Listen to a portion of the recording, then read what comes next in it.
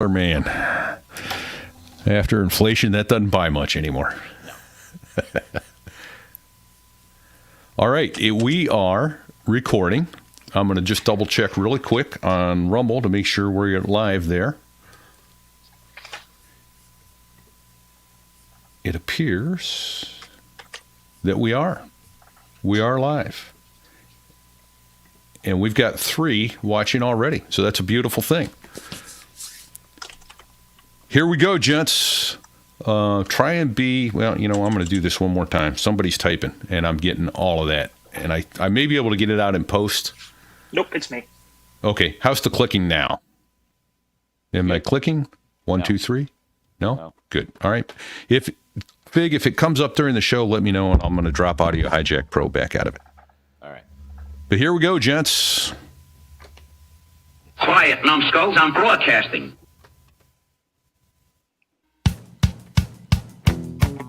This here is a true story about crossing the pond at night in the world's smallest cockpit on the tanker through the weather. Oh, and to the tanker crew who did that, thanks a lot. We really appreciated that. I'm just kidding. No, I'm not.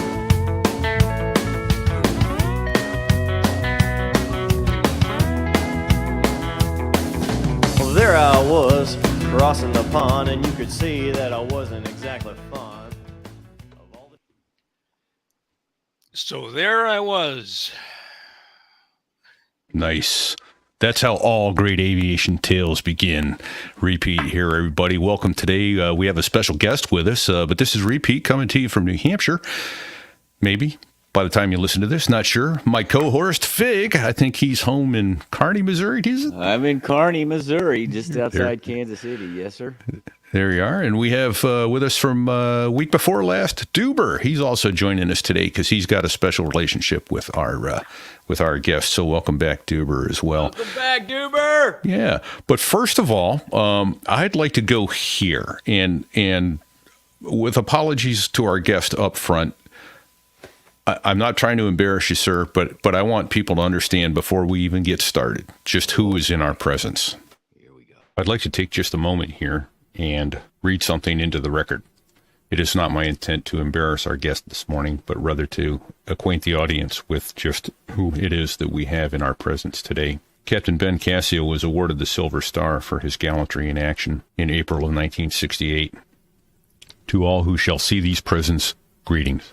This is to certify that the Commandant of the Marine Corps has authorized Captain Ben Cascio to receive the Silver Star for conspicuous gallantry and intrepidity at the risk of his life while serving as a helicopter pilot attached to Marine Helicopter Squadron 362 in action against armed enemy forces in the Republic of Vietnam.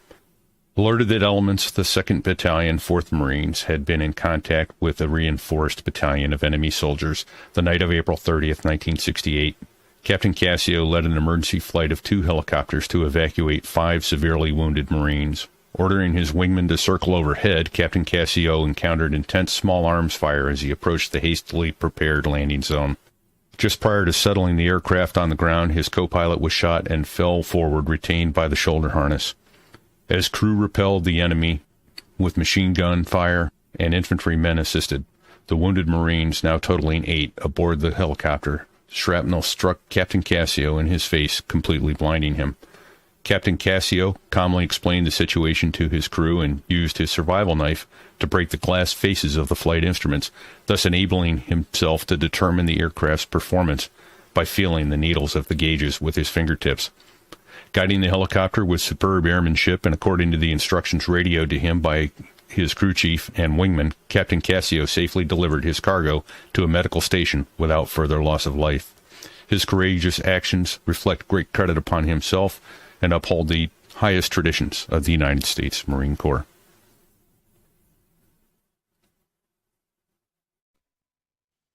Well, what can I say? Hoorah, Marine. Hoorah. Welcome. Thank you. Thank you.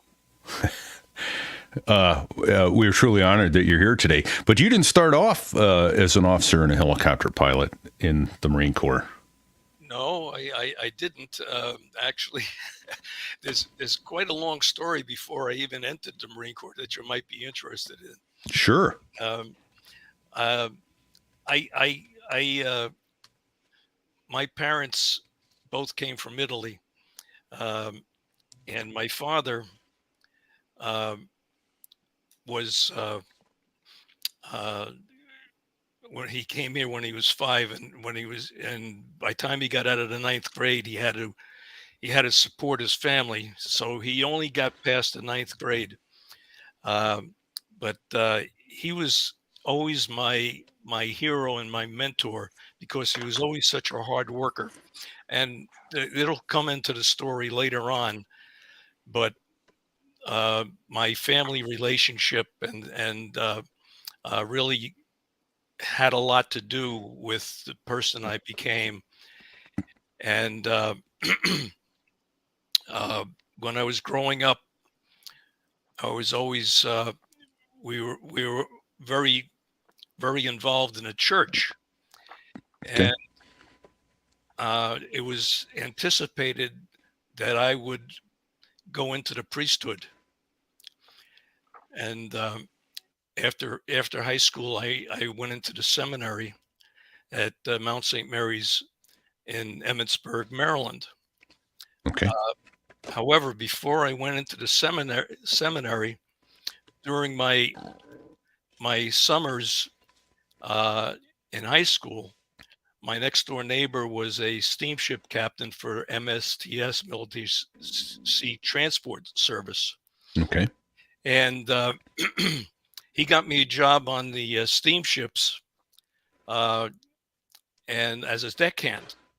And I was traveling for two summers between my junior and my senior year, traveling around the world. And in my second voyage, being the youngest crewman on the ship, the deckhands took me under their wing, and in Bremerhaven, Germany, they made me a man. They took me to the local brothel. And at 16 years old, I became a man. So, oh boy. So when I came back and entered the seminary, and they said you got to do the celibacy, and you said, "Wait, what?" Needless to say, I lost the calling because I knew what the nuns had on underneath those outfits. I love it.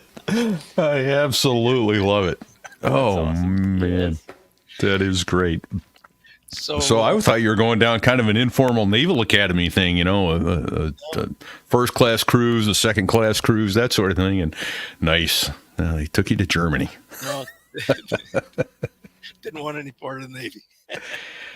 Right. So while I was in the seminary, which I only lasted for one semester because of that, one of the instructors or was a lay person who taught he taught English and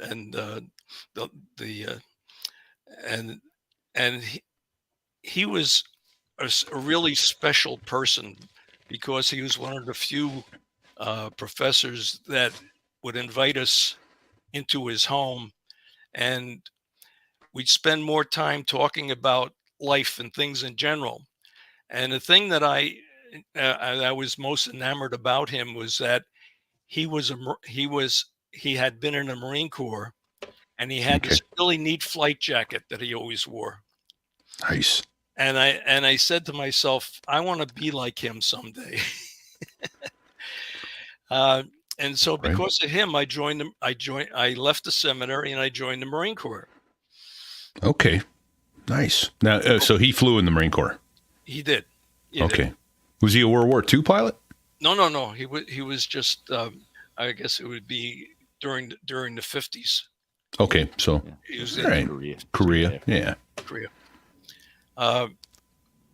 So that's what got me to join the Marine Corps. So once I was in, I met my first duty station was Geiger, Camp Geiger, and that's where I met PX Kelly, who had just became a brand new captain. Nice. Toward the end of my tour, he asked me if I was going to re-enlist, and I was unsure. And he said, "Tell you what, I think what you should do is stay in the reserves, go to college, and come back as an officer." So I took it as advice, and I went back to college, finished up at Bridgeport. I had a reserve unit up there, and at the end of my tour, I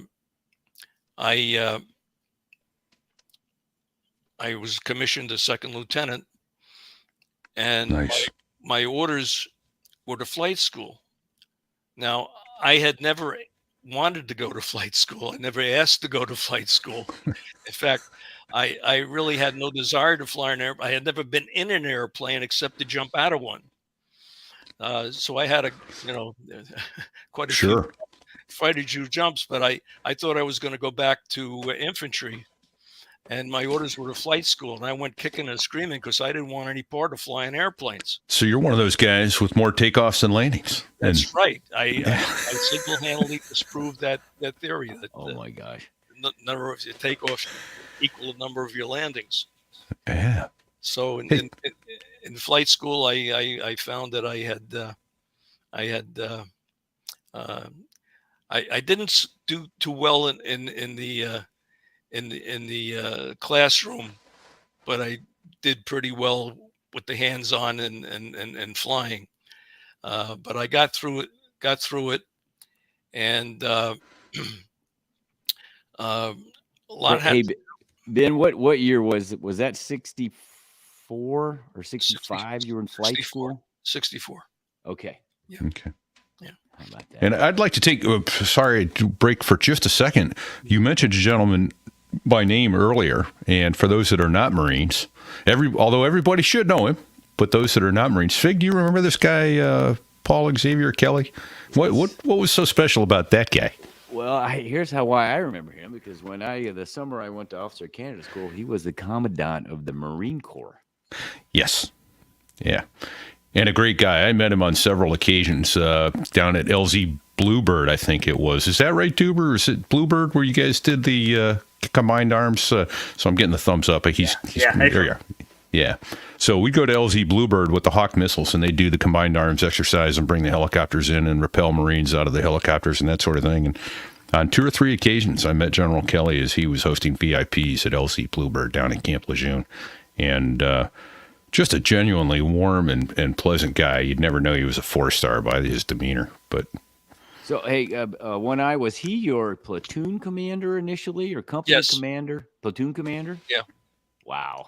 Yeah. Wow. That's awesome. That's awesome. Talk about learning leadership from a great. Yeah. Even then, you could tell he was going places because he was so far above everybody. Yeah. Nice. Yeah. Leadership oozes out of his pores. Right. So that not a bad start, not a good inspiration, or not a bad inspiration to get a good start from. Yeah. So now I have another question. What percentage of officers were basically forced to go to flight school like you were? I mean, that's kind of unheard of. Really. That's so antithetical.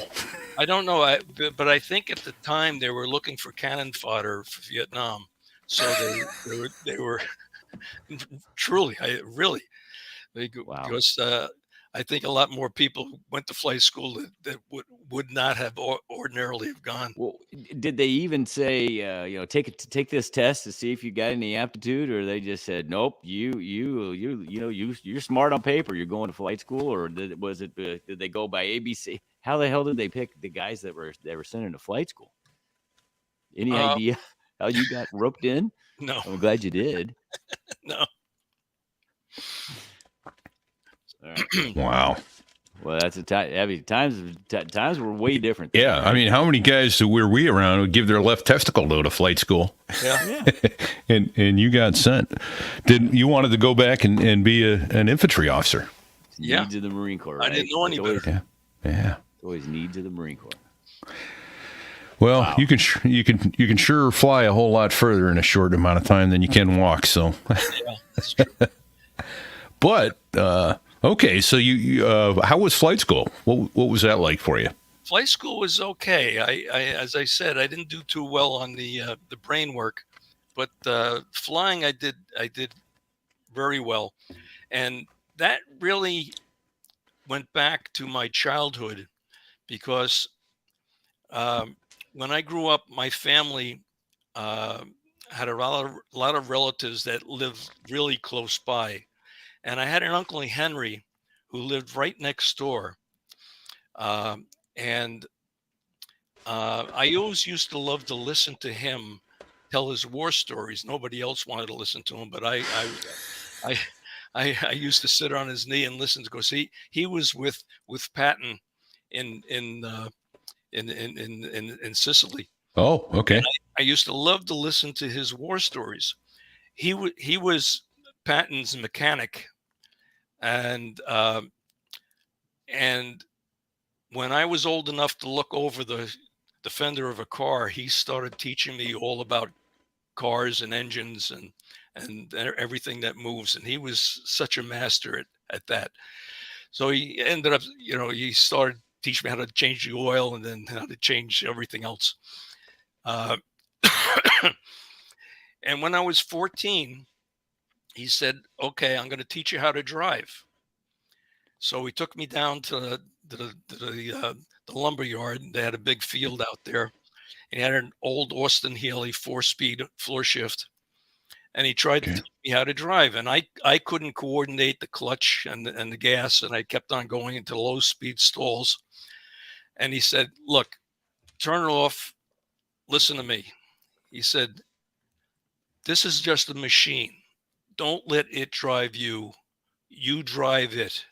Become one with the machine. Make it do what your mind tells you to do."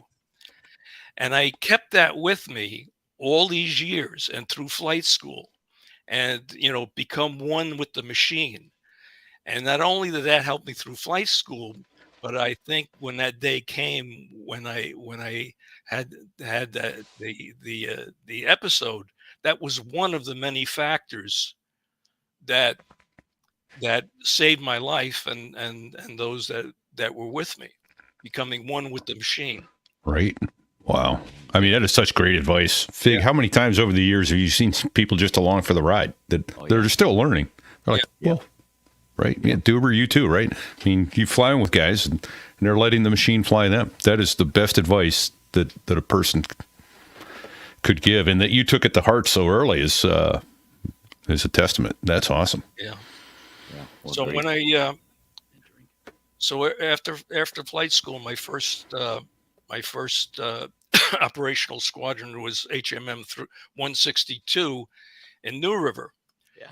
And that's where I met one of the other big factors in my life. We had a maintenance chief by the name of Willie Sproul. You know who that is, Duber, don't you? Okay. Maintenance Marine of the Year. That's right. Okay. CAA award is named after him. Yes. And I'll be darned.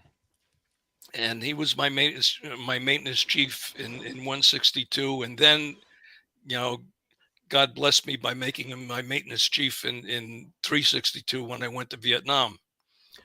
And I'll get into how he affected me when I get to Vietnam. So when I was in 162, we did a Carib cruise down to Vieques and Puerto Rico, and Okay. spent about a year there before I went to Vietnam.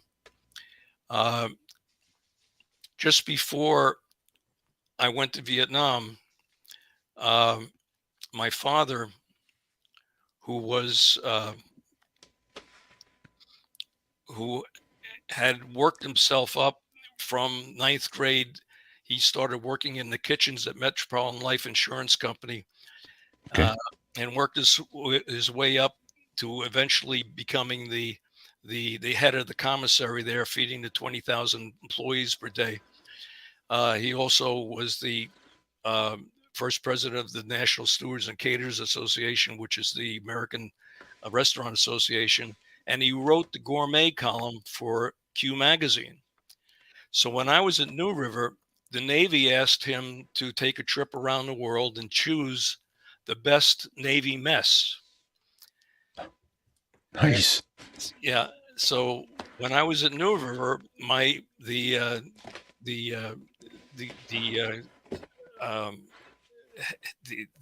CO got a call from the admiral at Charleston asking if they would let me fly down to meet him when he came into the United States at Charleston. So I wasn't a hack yet, but I flew with another pilot, and he let me fly in the right seat, make it look like I knew what I was doing. Oh, there you go. So a hack, to our audience, is a helicopter aircraft commander. Right. Check. So I was an H-2P. okay. So we're coming in for a landing on the football field at Charleston. And as we land, I'm seeing all these people are out there with the admiral and a whole bunch of Navy people. They have the fire trucks out and everything. So we land, and as I get out of the helicopter, there's my father and the admiral standing right down below me. I go to swing out, and I lose my grip, and I fall ass over the tea kettle, flat on my back. Here I am looking up at my father and the admiral, and he looks down at me and he says, "I hope you fly better than that." If you saw one of those pictures that I sent you, if you wondered who that short guy was standing next to me in my helicopter, Right. that was my father. He was 4'10", but he was the biggest little man I ever knew. That's awesome. Was it an H-34 that you flew down to Charleston there? Okay. Yes, it was an H-34. I fell 13 feet Oh flat on my my back. gosh. Did it knock the wind out of you there or what? yeah. Oh my goodness. Holy smokes. That's amazing. Yeah, I also remember reading in Very there embarrassing. is that your mother was from Rome, Yes, right? my father was from Sicily. and your father was Sicilian, so your mother considered you half Italian. That's right. That's fantastic. Yeah, great upbringing. Exactly. Oh man, that's incredible. Duber's back. Yeah. Yeah. Welcome back. So, yeah. So, just before I went to Vietnam, I met my wife, Carolyn. She was a Navy nurse at a Lejeune, and I had met her on the jump circuit because I was doing some sport parachuting, and she was the only female on the Navy jump team. And I found out that she was a nurse at Lejeune, so we started dating and jumping together. And a month before I went to Vietnam, we got married.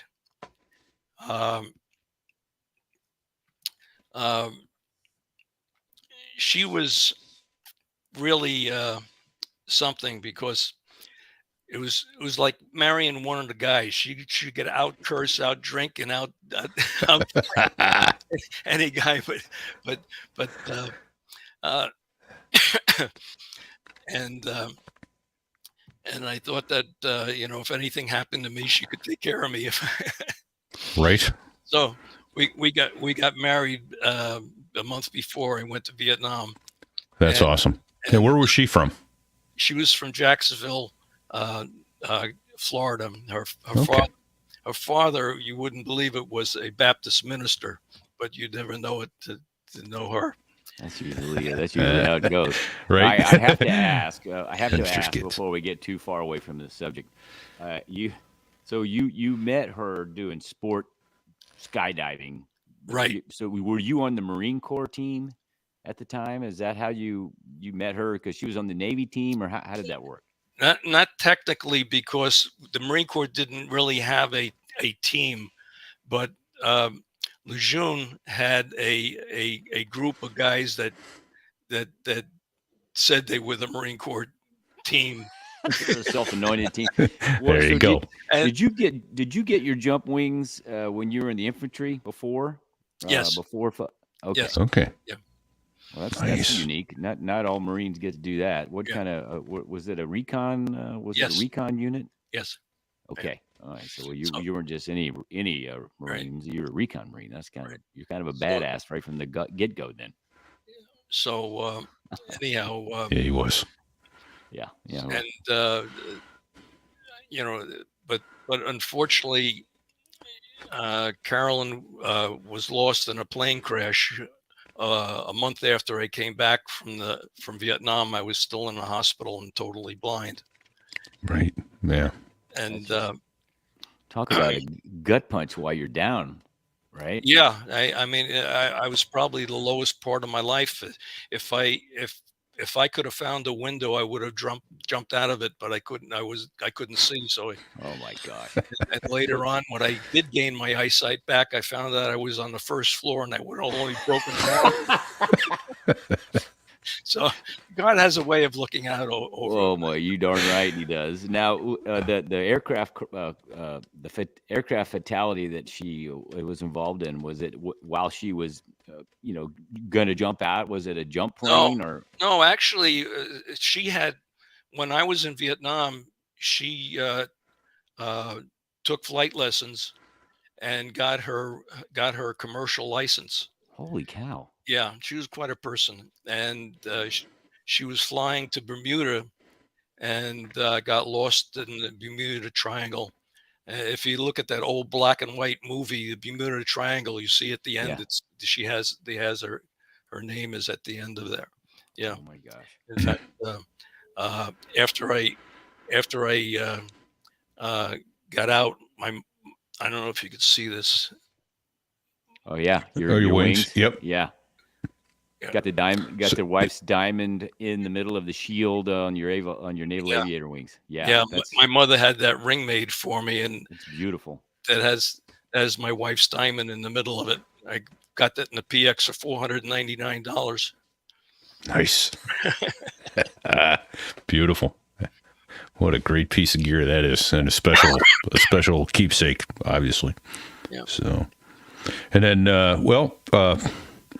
since we're on the sad subject of death, your father passed. It's been some years back now. I think I read about it. It was in the 90s, was it? Yes. Yeah, and I recall that you guys located something kind of special there after his death. That was an envelope, as I recall, with some gloves in it. Yes. Yeah. Gunny told you that, huh? Okay. Yeah. When he passed, we found an envelope with a note in it that he wrote in his own hand, and it said, "These are the gloves of my son, who was wounded in combat." It still had the blood on them. And he says, "When I die, I want to be buried holding them in my hands." Wow. And Yeah. he did. So an especially close family. So you obviously looked up to him, but he looked up to you as well. Even though he's only 4'10", I looked up to him. Yeah. Well, that's it. I mean, physical stature ain't it in life, right? Yeah, that's incredible. So I guess right. When we got to Vietnam, before I went to Vietnam, my wife Carolyn said, "Make sure you get all your shots and spread them out over a period of time, because you don't want to get them all at once." So I took her advice like a good husband. And when I got to California, before I got on the plane to Vietnam, they had lost my shot record. Oh, So I had to take all 6 shots at once. All over again. Plane. oh. When I got on a plane, I was so sick. I didn't think I was going to make it to Vietnam. I thought I was going to die before I got there. Yeah. Oh my gosh. Yeah. I've got a funny story about that. I was made sick. I think it was the typhoid. It was either yellow fever or the typhoid shot. I think it was the typhoid shot. And so I said, well, being an enterprising young man, I grabbed my medical record and I took the exact information from the typhoid shot and put it in the next year. And a year later, I put it in again. I'm not taking that damn shot again, no matter what. And then one day I'm in there and the corpsman's looking through my shot record and he goes, that's unusual. Oh, what's that? This typhoid shot. I go, yeah, that one hurts like a bad word. I hate that shot. He goes, yeah, that's weird. I go, well, what's that? He goes, that's like once every 10-year shot, and they've given you 3 years in a row. So you should probably know what you're doing before you start gun decking your medical records. Oh yeah. You a sneaky It's Marine. okay, I'm a doctor. Yeah. Dr. Repeat. Oh, well. So that one didn't work out so. I get to Vietnam, and my first day in country, they flew me from Da Nang down to Key Ha, where I met the squadron I was going to join, HMM 362, the Ugly Angels. And I think Gunny's told you the rest of this story. Yeah. Oh, yeah. Your first combat mission, as I recall. My first combat mission. Yeah.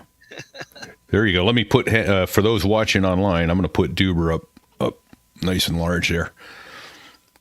There we go. HMM 362 Ugly Angels. And that's actually, I'm thinking I'm going to make that patch is going to be the show logo this week. That's awesome. So yeah, that'll be cool. Yeah, Yeah. That's an awesome patch. Yeah. Duber, is it the same? Is it the same still today? Same patch, same logo, like when you flew. No. When you flew, or has it changed a little bit? He's digging. He's digging. Oh, yeah. Yeah. Oh, he's got it. There we go. Oh, there's the new. Oh, wow. That's much more intimidating looking than Snoopy on the doghouse. Yeah. Okay. Nice. Oh, wow. So, which is so in. And Duber is showing us all these patches online. The beauty is that was his first gun squadron, if you recall from his show a couple weeks ago. He got to go there because one of your squadron mates was Larry. Was it Turner? Francis Larry Turner? Yeah, he said Flubber was his call sign, as I recall. Right. Yeah, we used Do you recall how he got that call sign, or no? No, I don't. Okay. I don't. But Okay. Somebody does. Somebody knows. But I remember when we came back from Vietnam, Gunny and I used to go out to Larry's house out in Iowa, and we used to go pheasant hunting, and that's when I met Duber, Nicky. Yeah. And we used to sit around the table and tell war stories, and Duber would sit at the end of the table and say, "Wow, that's really something." Some of the stories were true, but it was tough to impress him. So he became the second generation Ugly Angel when he joined the Marine Corps and joined HMM 362 as an Ugly Angel. Right. Pretty awesome. And we've been close family ever since. That's incredible. The extended family that is the Marine Corps. That's a big deal. So I'm back in Vietnam, and I met the squadron down at Key Ha as they were coming off the boat, and the squadron was giving a 48-hour stand down so they could regroup and get settled. So of course, And get liquored up. yeah. So the first thing everybody did is head to the slop chute and get sloppy drunk. Mandatory. From what I understood, it was mandatory. Yeah. That particular. Right. And that's where I met my squadron mates at the slop chute. Nice. And yeah, it was really a nice presentation. And and about 2:00 in the morning, while everybody was still drunk or passed out, we get the order to mount up. They needed an emergency insert. I think they had to insert a battalion of South Vietnamese up near Da Nang. I don't know how far it was, maybe 40 miles north. And we had to join another squadron. And so everybody runs out to the aircraft and say, we didn't have any pre-brief or anything. You're flying with you. You're flying with him. I'm flying with you. Like picking teams in the 8th grade, huh? Yeah. So I ended up in the last aircraft and taken off, and I'm watching this clusterfuck take off, and Technical term. That's very technical. Yes, a technical term indeed. very descriptive. And as they take off, everybody's sort of trying to fly formation, but not too well, and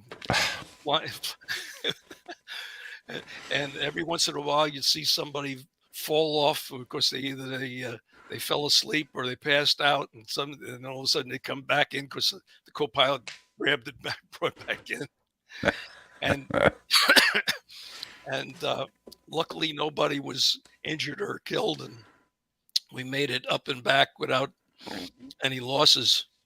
But that was my first flight and introduction. Nice. And that was May of '67. Yes. Okay. Welcome to the Ugly Angels. Get your ass in the helicopter and go. But that's awesome.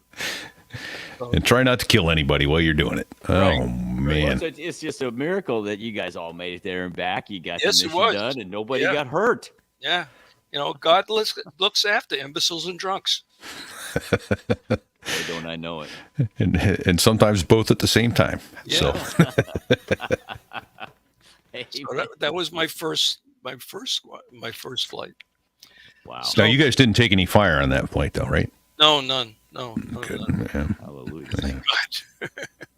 Yeah. Do you remember your first flight where you went into an LZ and they were actually putting lead in your direction? Oh yes, yeah. I got shot down 3 times while I was there. Oh my gosh. Only 3? Yeah. Yeah. Shot down 3 and shot up once, right? That's right. Yeah. The first time that I got shot down, we had caught some fire coming out of the zone, and the engine quit, and I had to make an emergency landing in a group of trees, and Oh boy. and as I hit the trees, I put my hand up to brace myself, and the window slammed shut on my thumb and took my thumbnail off. Oh, geez. That hurt like a son of a bitch. Like, if you ever get your hand caught in the car door, Oh yeah. it feels like it hurt. It hurt worse than when I actually got hit. And it bled like a son of a Oh, bitch. yeah. So when I got back, the corpsman bandaged up my thumb, and he says, "Well, you drew blood under fire. You could get the Purple Heart." I said, "Don't you dare stand for a Purple Heart. How am I going to explain this to the grandkids? How'd you get the Purple Heart in the war, Daddy? Yeah. Lost my thumbnail in a. Listen, Yeah. I said, when I do it, I'm going to do it right. And unfortunately, I did. Yeah. So hey, Ben, in that scenario where you put it down, were you carrying a load of people? Did you have cargo on board? No, it Were was you coming out. empty? No, Okay. it was empty. Okay. Yeah. So it was just you, the crew chief, and yeah. And and the wingman was there to come down and pick me up. Yeah. that's Do you great. remember what caused the engine failure? Was it shot or was it? It was okay. shot. Yeah. It just Okay. quit. Yeah. And the second time that I got shut down, I was able to land, and we knew that that the VC weren't too far away, so we immediately ran for cover in the trees and set up a defense line. And as I'm laying there, this woman comes walking along with a bush hat on and wanted to know what we were doing there. And it was Vicky Chappelle. You remember Vicky Chappelle? She was the from Australia. She was the photographer from Australia. Oh. like a war correspondent. Yeah. Yeah, National Geographic. Yes. She's a National Okay. Geographic Are you correspondent. kidding me? Yeah. Hey, what are you guys doing here? Just walks out. What are you doing? Oh wow! That's. What are you doing here? Well, That's you know, almost a here- show you title. Yeah. Oh man. Hey, so were both of the first two times you were shot down? Was that daytime? I'm assuming. Yes. Daytime? Yes. Okay. Yeah. And what All about the three. third? All three. Okay. What happened to the third time? Nothing. I just landed my wingman picked us up and they went back and got the helicopter. I was up at Quai San. Oh, just no big deal. Just shot Yeah. down, and it's no big deal. Yeah. Another day Wingman it took- picked- Your wingman got you, so it's okay. Yeah. You talk like this is just so it's nonchalant. You know, you're not in combat. You just have your ass shot off, and you had to land in the or wherever. It's no big deal. Well, in retrospect, it's, at the time I wasn't as calm. Well, I guess if you're not if you don't have to force land into trees, it's not such a big deal. Yeah. Wow. One of the things that always blew my mind, Ben, and you can probably attest to this, you guys would get shot down or you'd ball up a helicopter or you'd have an accident. What did you do immediately after that? You got right back in another helicopter and went flying. Right. They didn't take you off the schedule. There wasn't any mishap review board. You didn't go Right. do a fit for duty test. 6 It's months like- without flying, and Yeah, Right. get right back No. in a helicopter and keep going. Right. Because, the thought was, how do you tackle this fear of flying again? How do you keep the demons at bay? You get right back on the damn horse and go. I know. Yeah. I think my dad did that twice in one damn day. Yeah. Oh, Well, gosh. that's how I became the maintenance pilot, and brings me into my other story about Willie Sproul, because every time I bring a helicopter back, he meet me at the flight line and he says, "Captain, if you don't stop breaking my aircraft, I'm going to make you a maintenance pilot so you could see how we have to fix these things, and I'm going to make you fix them." And sure enough, I kept breaking them, and he made me his maintenance pilot. And that was one of the other factors that I'll get into later on what may have contributed to saving my life. Because when I became a maintenance pilot, I got to fly that aircraft in situations that you don't normally do. Because you really get to feel the aircraft. You could sit there with your eyes closed, which I did many times, just with your hands on the stick and the instruments, Mhm. and literally become one with the aircraft. when you're doing maintenance flights or just hovering and stuff like that. And that really was a major factor in my survival and when it became necessary. Oh, I totally see that. So anyhow, so I ended up flying 650 combat missions, and then I guess my last flight is what you probably want to hear about. Yeah, that'd be good. If you could walk us through that, if you could, as it were, start at the beginning. How did you find yourself? My understanding is you had the night medevac emergency call out. Yeah, we were off the coast on the Iwo Jima, just below the DMZ, the demilitarized zone. Okay. And it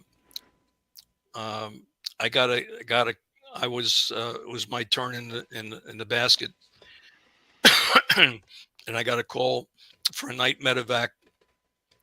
2nd Battalion, 4th Marines were at Dido, which was about 20 miles inland and just below the DMZ. Okay. Oh. Are you sitting at attention, Fig? I'm at attention. His phone's ringing. I'm at attention. That is a great ringtone. Yeah. You should see my wife's ringtone. Hail to the chief. Oh, there you go.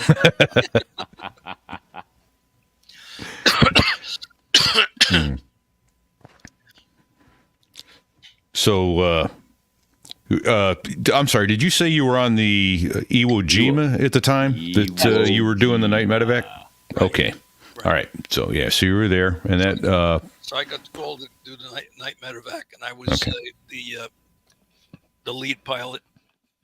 It was a flight of 2, and Robbie Robertson was my wingman, and we got a call that they had 5 seriously wounded medevacs, Marines, that had to get out. It's life and death.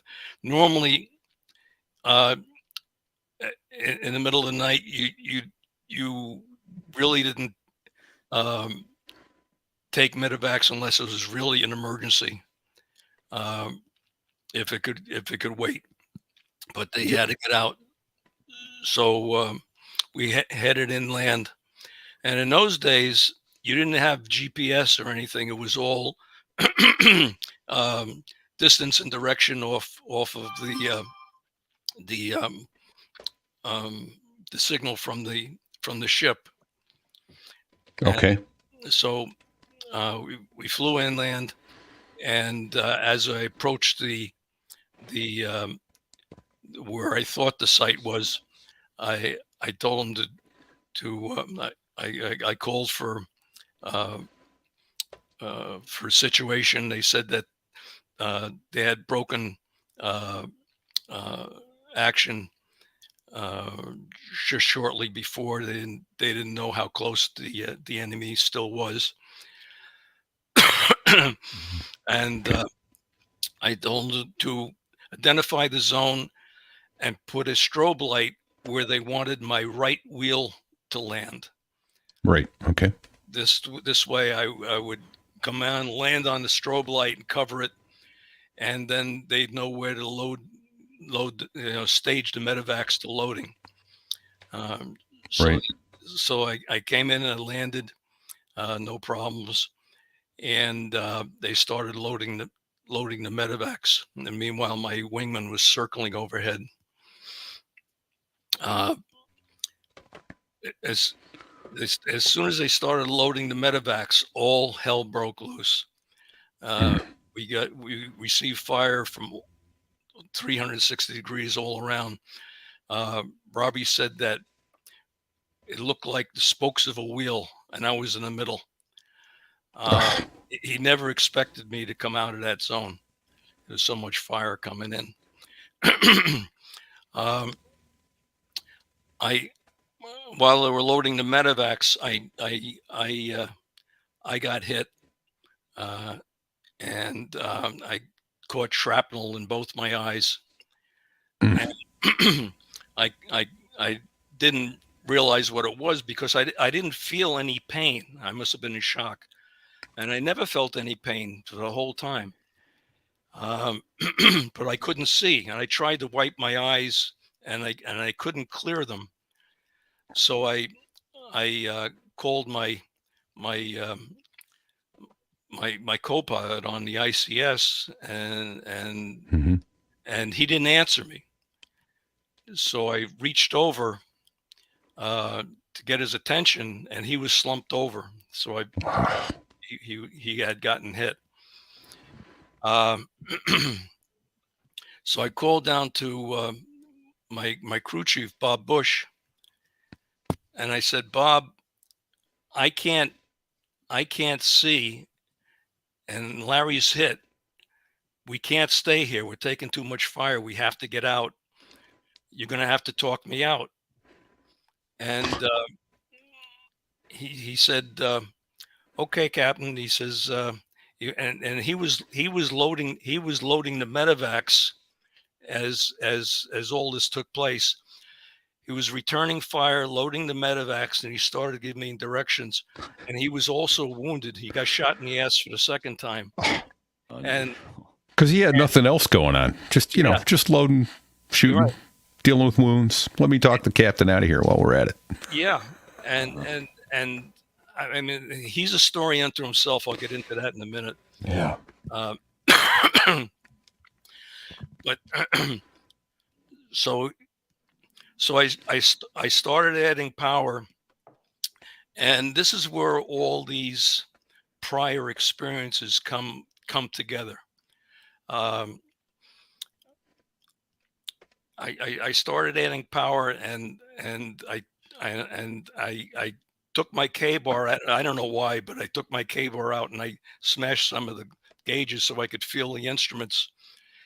And as I was adding power, um, I felt that I had enough power because I could hear and feel the vibrations, and I knew what the aircraft was doing. And I couldn't lift off. Bob says, we can't get off the ground. They loaded 8 medevacs instead of 5. You're going to have to roll it. Just an extra 600 pounds. Yeah. So I started rolling the aircraft forward, and as we picked up speed, he kept, keep it straight. We bounced through a dry riverbed until we gained enough speed to get airborne. Oh my gosh. And once we were airborne, my wingman Robbie came down, got in between me and where most of the fire was coming from. They acted as a shield and suppressed fire. And he took over and he told me everything that he was doing, to talk me out 10 miles south to the mouth of the Quaviet River, where we landed at the there was a CB base there at the mouth of the Quaviet River. We landed on the ramp, which coincidentally happened to be the same spot that Gunny landed on his last landing in Vietnam. Yeah, right. I remember that story. Yeah.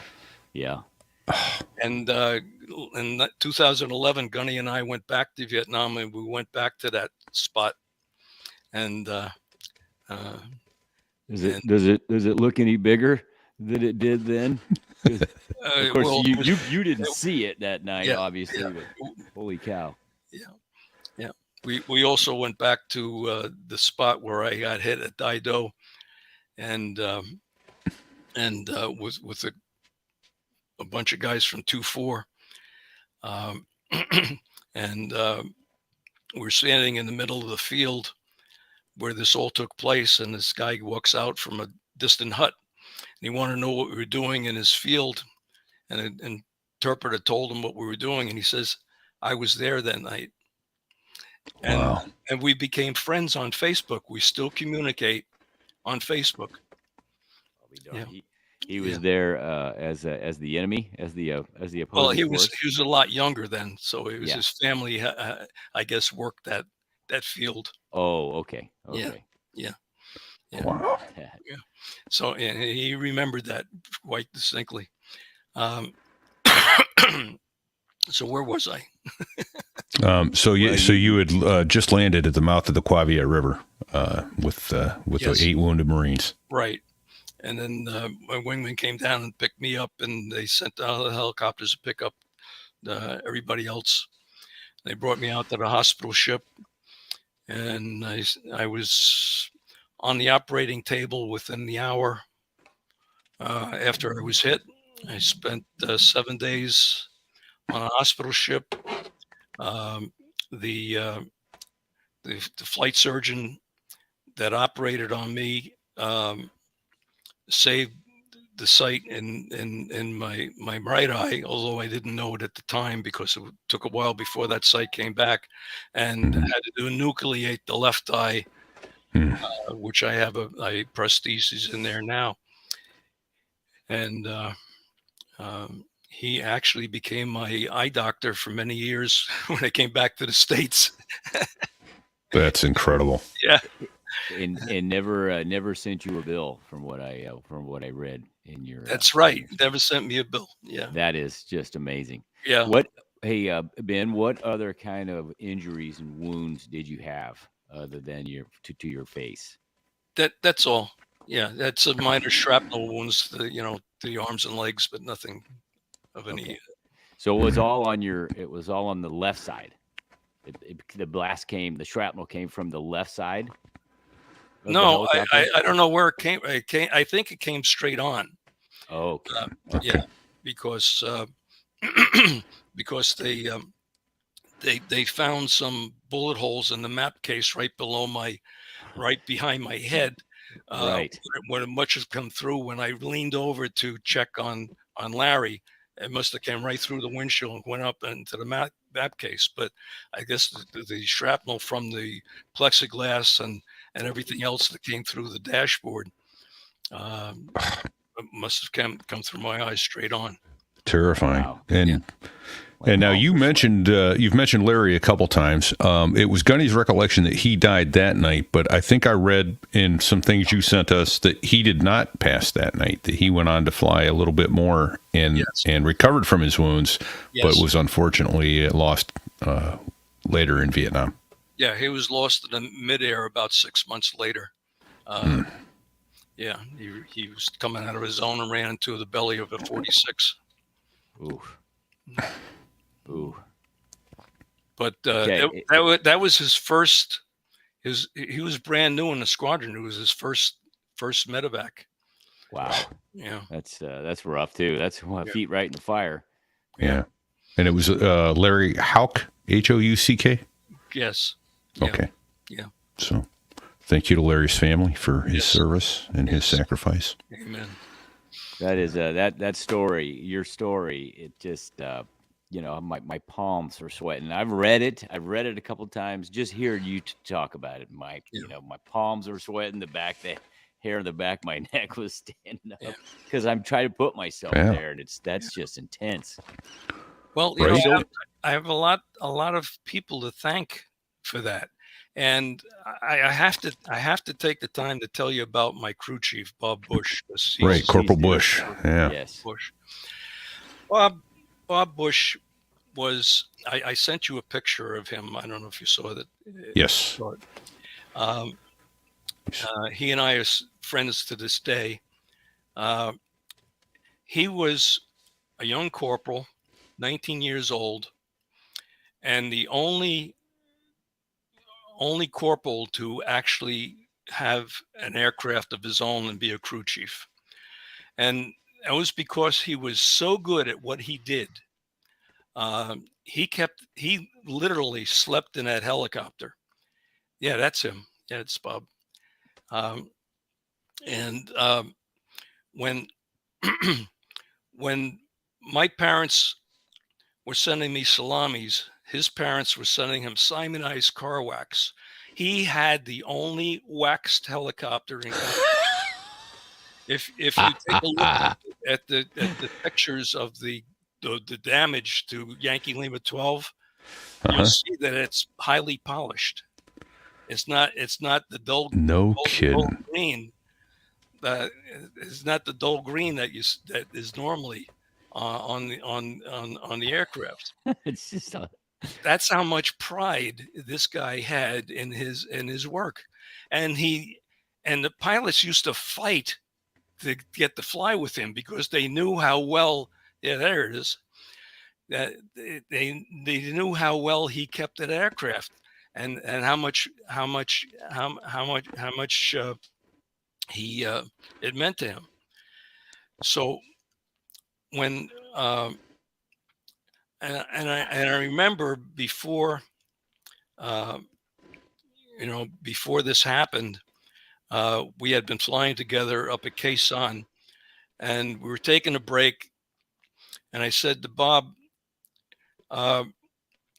your tour is getting short.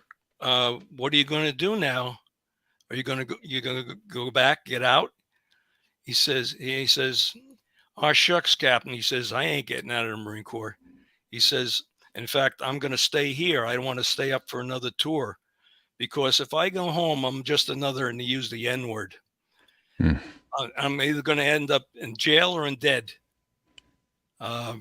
He says, "So I ain't going back, and I'm staying here because people respect me for what I do and not the color of my skin." And that stayed with me, for all this time. Yeah. And I was blessed, not lucky, but blessed to have him as my crew chief that night. Yeah. And he was one of the many factors that went to, it was all teamwork. They wanted to put me in for the Medal of Honor, and I said, it wasn't me, it was teamwork. Right. It wasn't one person. It was all of these factors, all these people. But anyhow, so I lost track of Bob for many years, and then they managed to find him and get him back to one of our reunions, and we had a very emotional reunion, and you saw the picture there Right. of him. And I said, "Bob, where you been? What have you been doing all this time?" He says, "Ah, shucks, Captain." He still won't call me by my first name. He says, I got shot in the ass for the second time. Yeah, there he is.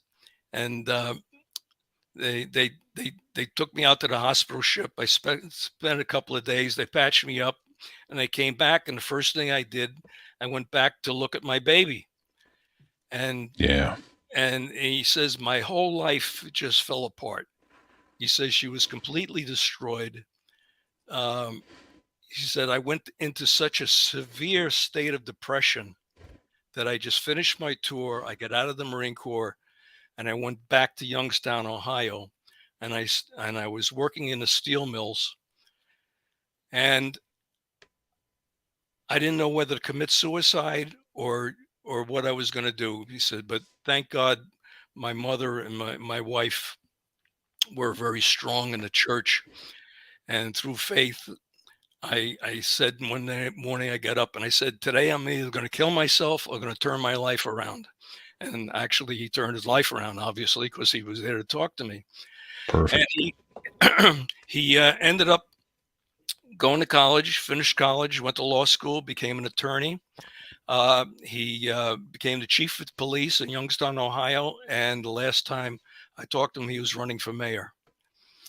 Nice. Now that's a success story. And Right. Yeah. Exactly. And then if you looked at the picture, and I'll have it up within the podcast as well, but I had it up on the video. I think I read he stopped counting the holes in the side of that aircraft at 500. Yes. He said I stopped counting at 500 bullet holes. Yeah. Wasn't going to buff that out. No. All the wax in the world wasn't going to fix that one up. Wow. What an incredible young Marine. As much credit to him getting you guys out of there that night as to you. All of it's couldn't have done it without. It was teamwork, like you said, man. Your wingman, your crew chief, it all came together. Yeah. Wow, what a story. That's another recurring theme we're seeming to have here is that Marines are going out of their way not to let their buddies down. Yeah. Just saying. Yeah. Now, this is a little off the subject, but this is when you were in Vietnam, your unit, were you involved in the water buffalo incident? No. Okay, No. that was Cook, right? Yeah, that was Okay. our Cook. Yes. Okay. You had nothing to do with that, though, correct? No. 'Cause we, for a while, we've gotten in a theme where there's livestock in almost all our stories now. Yeah. He might have known Lieutenant Hungwell, though. I don't know if he ever flew with him. Yeah. Hey, did you ever fly with Lieutenant Hungwell? Studley Hungwell? Studley Hungwell? A lot of them who thought they were.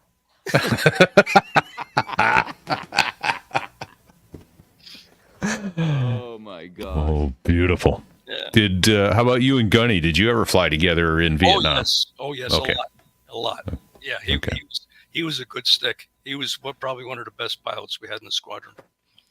That's what he said too. But we did. Yeah, don't tell him that. His head doesn't need to get any friggin' bigger than it already is.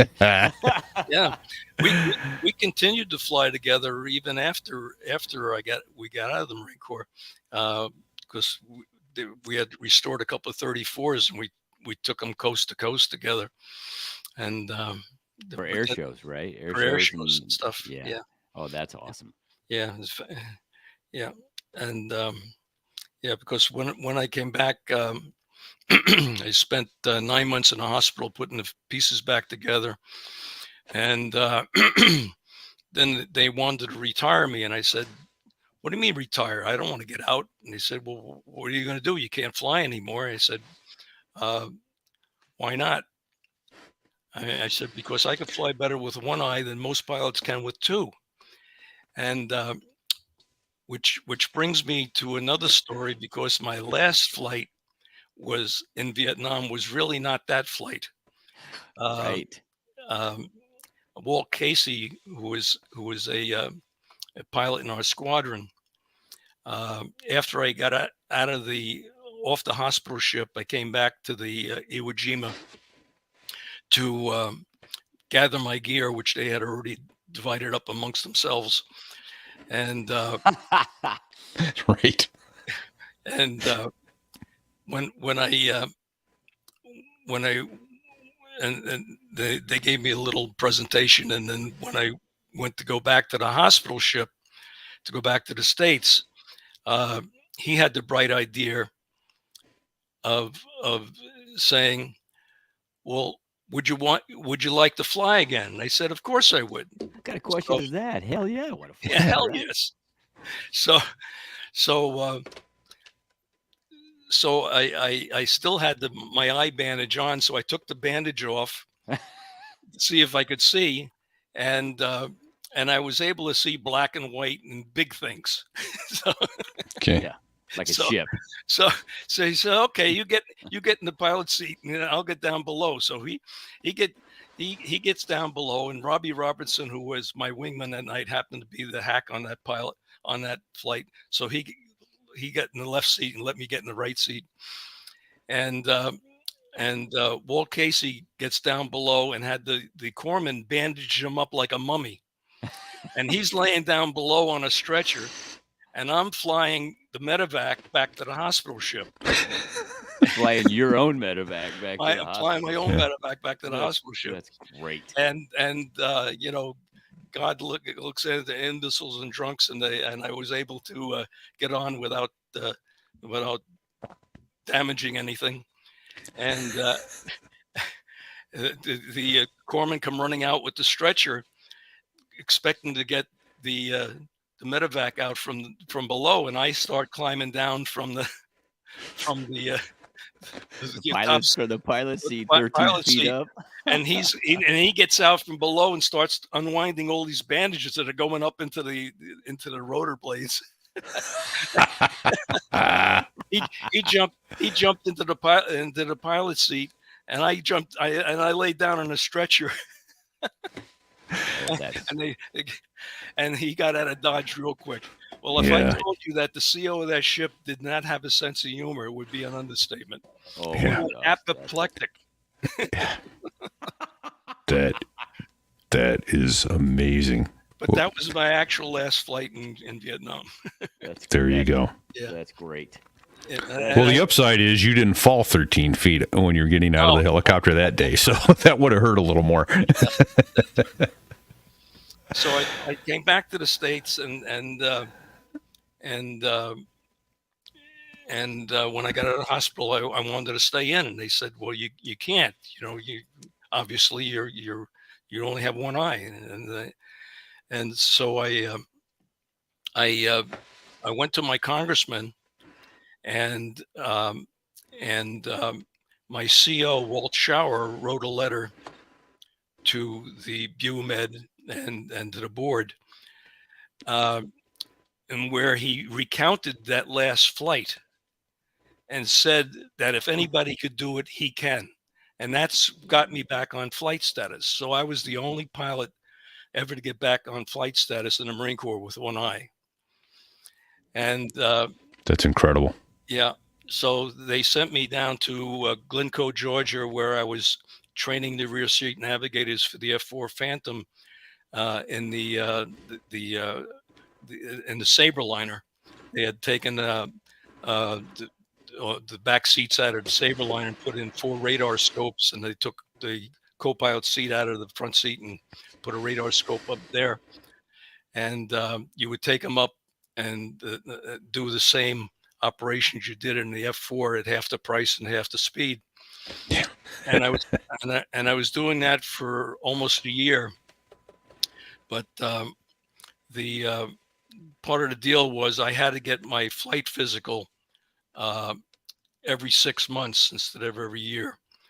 And after the first flight physical, they saw that the good eye was starting to go bad. So they said, you're going to have to make a choice. You're either going to have to get out or change your MOS to a Cannon Cocker or something like that. So I was 28 years old, and I figured, well, I'll get on with my life. Right. Hey, so Ben, just so I can get this straight, when you were down in Glencoe, were you training? Yes. Were you training the Rios on the radar and all that, or were you actually flying the airplane? I was actually flying the aircraft. Oh, that's outstanding. Yeah. That beautiful. Yeah. Yeah. Okay. That's what I was hoping you were going to say that. Yeah. Outstanding. Yeah. So, so then they, can I ask you a technical question about your eye damage? Was it the cornea that was injured on your good eye, or yes, what was it? There's a shrapnel scar right across the center of the cornea. Okay. That causes everything to be blurry and refracted. So I don't see anything clear. Everything is blurry. Everything is double. But did I read that you years later, when the technology came, had some laser type surgery that helped improve your vision? They did that on the hospital ship. They had they had the technology back then. Experimental. Yeah, it was experimental. The same doctor that operated on me on a hospital ship, Lorette de Mola was his name. When I came back, I bumped into him at St. Albans Hospital, and he was just getting ready to retire. And he opened a practice in West New York, where I went to him for about 25 years until he decided to retire. And in all those years, I'd walk into the office, it'd be full of people. I'd be the first one in and the first one out, and he never sent me a bill. Never sent you a bill. Yeah. How about that? Yeah. That's incredible. Yeah. That is amazing. Well, thank you for sharing all that. And I want to say upfront, actually, this is from not just me, but my wife, because she read your story and she wants me to tell you how grateful we are for your service, and thank you. Indeed. Thank you. Indeed. We I are don't know. humbled that you would join us. Yeah, I don't know how much time you got left, but I got some more stories. Let's go. Let's do it. Yeah. Let's keep going. Okay. At some point, hey Ben, at some point you got to tell them about this story. Oh, that's right. my I last forgot about that photo. Yep. That's my last one. There we go. Okay. All right. Oh, So Hold that up again there, Dewar. Thanks. So that's a picture of the Twin Towers, and it's obviously in a Marine aircraft because it's got Marines on the wing there. right. Yeah. I took that 2 weeks before the towers came down. No Yeah. shit. Yeah. Oh, is there a date on the picture, Duber? That's an old date, or just from printing it It today. should be August 26th, 2001. 2001. Wow. Yeah. So how did that picture come about? Well, after I get out, I continued to fly, restored aircraft, and one of the aircraft that was restored was an L-17 that was restored by a crew chief of ours in 362, Frank Flagg, who lived in Marblehead, Massachusetts. And we used to take the L-17 around to air shows. And we had just done the Sussex Air Show on August 26th.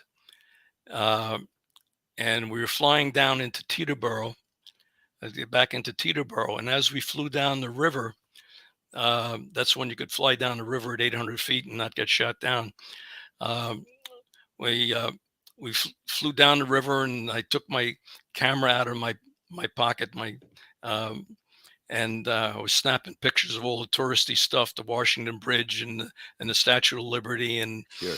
and as we turned back up the river, I wanted to take a picture of the Twin Towers, and I must have leaned as I was flying because I had no intentions of getting that wing in the picture. I just wanted pictures of the towers. And it wasn't until months later, because that's when you used to have film in the camera, had to be developed. Right. That picture came out, and the wing is perfectly framed between the towers. It purely an accident, but that's how that came about. But that photo's taken on a life of its own. Oh yeah. It's been around the world, and the first photo was the first blow up I gave to the Commandant at the time, General Jones, and he took it with him when he became the Supreme Allied Commander at NATO. And he came back later and told me that whenever dignitaries came in their office and noticed it, he'd point at it and say, "That's why we're there." And so it's really, but I've never sold it, never will. It's only been given to charitable organizations or Marines that have asked for it. So, L-17 is a Navion, correct? That's correct. Okay. Yes. Yeah. So then I also got involved with Al Weiss in the restoration of Yankee November 19, which is now in the Marine Corps Museum. And I'm sure I've seen it.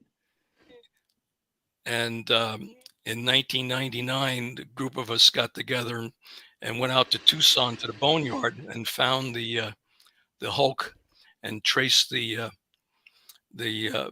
logbooks back and found that this aircraft had been in all of the squadrons in Vietnam, all the 34 squadrons in Vietnam, and was also on the first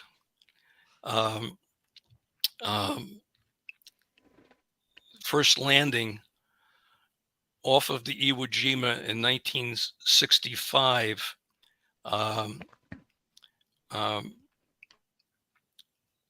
So So it's like first in the country.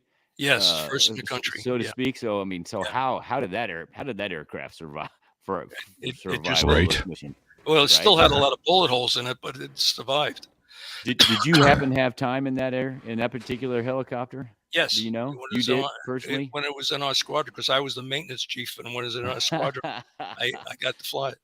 That's something. Yeah. Wow. So cool is yes, that? yeah, There's that's another that's picture. over Thanks, the Peter. Herder Bridge in Long Island. Yeah. So in 1999, they found the Hulk out in the boneyard. I think I sent you a picture of that what it looked like when they Let me see if I can find that. Yeah. yeah, and That's what it looks like in the museum. I'll show you better pictures of that. Yeah, Yeah. that's the rendering. Yeah, that's the rendering. Yeah. Okay. Okay. So we went out to Tucson, and Al Weiss and the guys, 361 Restoration Association, bought it for $11,000, and we trucked it back to Long Island and put it in a potato barn. And it took us 3 years, 20,000 man hours, and $300,000 to get it restored and flying. And I did, and Duber's father Larry and I did the first test flight on it. And in Long Island, he flew out from Iowa, and I came out from Jersey, and we did the very first test flight on it together. You remember lifting that thing into the air the first time, and how the rig was all off? Oh. Yes. Yeah, the flight control rig was off, and Yeah, you pulled up into. Yeah, you tell it. You were there. Yeah. So So tell us what happens when the controls are out of rig. What's that? Tell us what that looks like. we both Larry and I had both been maintenance pilots, so we were very, very meticulous and careful on the pre-flight. We went through every nut and bolt and everything, and I got it turned up and went through all the tests and make sure everything was absolutely perfect. And so Larry had more hours than I, and he knew a lot more about that aircraft than I will ever know from his many years of flying it. So he was the chief. He was the hack. So he says, okay, this is what we're gonna do. He says, I'm gonna bring it up to 2,500 RPM and just take it up light on the struts and see if we have any vibration. Of course, you don't want to go into ground resonance if anything's out of whack. He says, and then I'll take it up into a very low hover. And then if everything's okay, we'll go forward and and take it around for a flight, for a test flight. Wow. So we go through all of that, and as he takes it up into the hover, you've never met Larry, but he's a large guy. He's rather rotund and has a very large belly. So as we're taking it up into a hover, I notice he's got the stick all the way back in his belly, and we're creeping forward. Uh-oh. So he yells, "You take it, you take it!" So he straps and he stands up so that the stick is between his legs. Oh my gosh! And I grab the aircraft and I'm flying it. Oh so my gosh! We take it up and around, and he says, "Make sure you land very carefully," because he's straddling us. Beautiful. And so we take it out, and I landed very carefully, and he's still got two balls, and that was the very first test flight. Oh my gosh! So is that Duber's holding up a picture? Is that you? Is that the aircraft itself landing at the museum there? Yes, yeah, that was the day we brought it down to the museum. Oh, how cool is Yeah, that? that was What? yeah, Hey, when was that? What year was that that? was October 8th, 2013. Oh, see, I don't. So I was at the museum, and I think it was. I think I've got that one too. I think it was. Yeah. So I've seen that helicopter then because it was after 2013 that I was there. Yeah, a lot of So- guys get promoted in front of it. You see it. I've got a lot of friends that have been Yeah. promoted in the main atrium of the Marine Corps Museum, That's awesome. with it I'll have right to- there, and it's just such a neat, display. Yeah. Wow. And now the one I'm Nice. holding Wow. up here is that that was That's- right out of the boneyard. That's right. That's what it looked like when we first got it. Yeah. So it's basically, for the listeners, it's an H-34 Hulk. The engine's gone, the rotors are gone, the landing gear is gone, the cockpit windows are all broken. I can't think of anything more intimidating as a project to undertake, to look at that and go, I'm going to make that a flying helicopter again. Yeah. Wow. Oh. What a project. It took a lot of Well done. sir. love and time. Yeah. Obviously. We got it flying, and on it's 50th birthday, we brought it down to the museum. I flew it down all the way with tears in my eyes because I had to give it up. It was my last flight.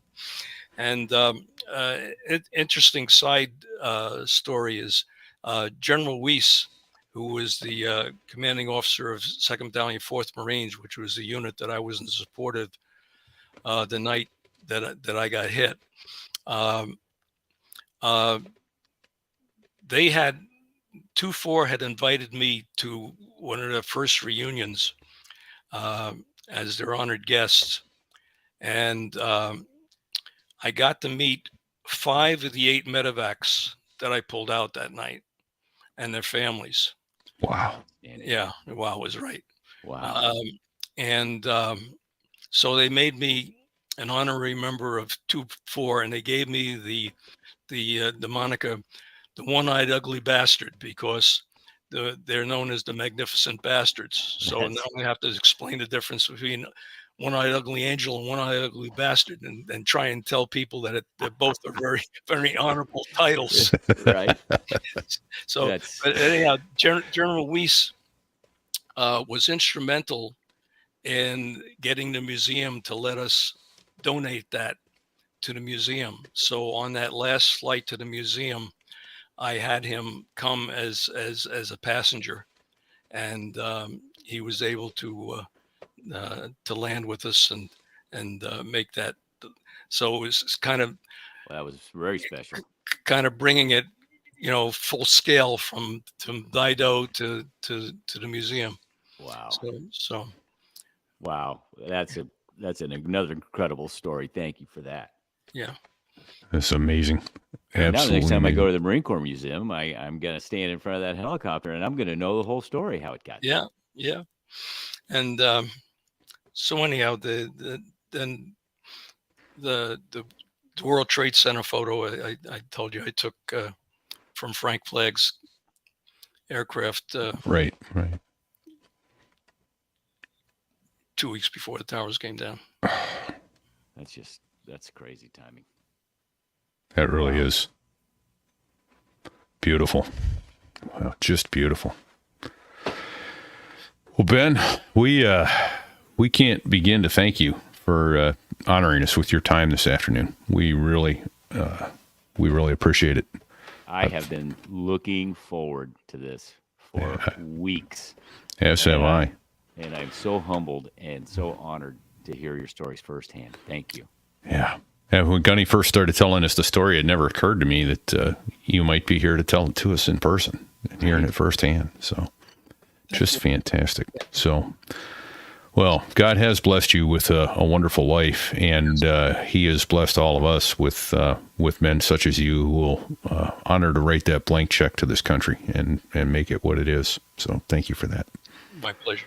Dober, say, give my love to your mom.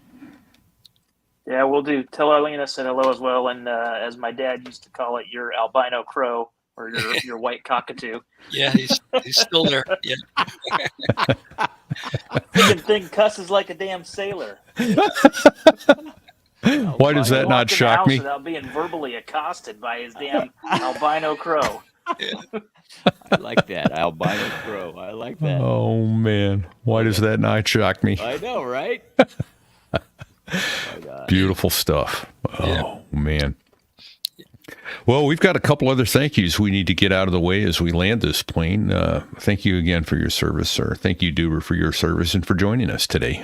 That's special. Thanks for hanging out, Duber. Yeah, absolutely. So, thanks also to the man who helped us put all this together in the first place, Dave Hamilton over at Mac Geek Gab, Mac Geek Gab, the Gig Gab, and the Business Brain.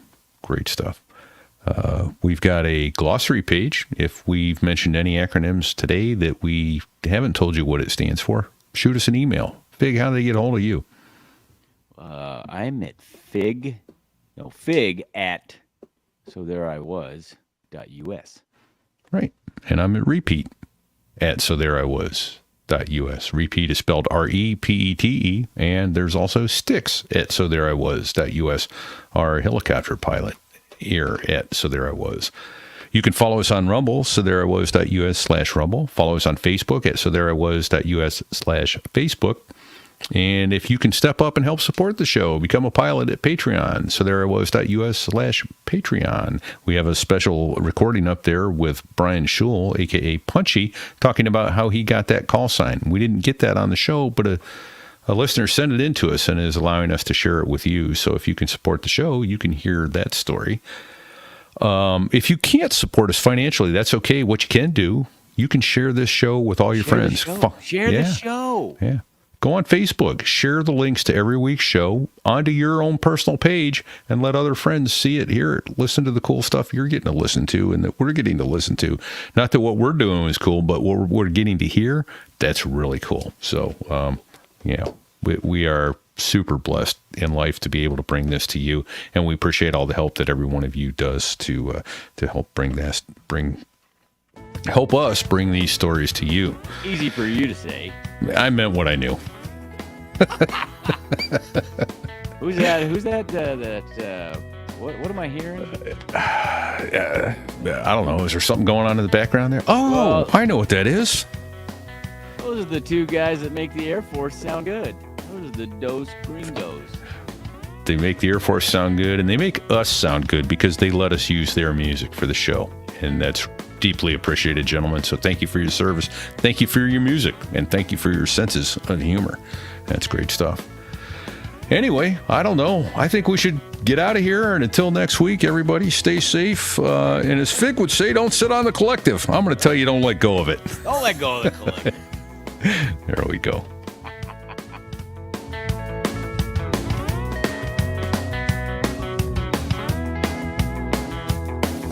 Well, there I was, crossing the pond, and you could see that I wasn't exactly fond of all the shit I was wearing on that day. Now an F-16 is cramped enough, but it's even worse with all that stuff supposed to save your life. But we knew there was no way. 'Cause when you're going down the North Atlantic, man, it's over. What is it, Fig? It's over. I just want to tell you both, good luck. We're all counting on you.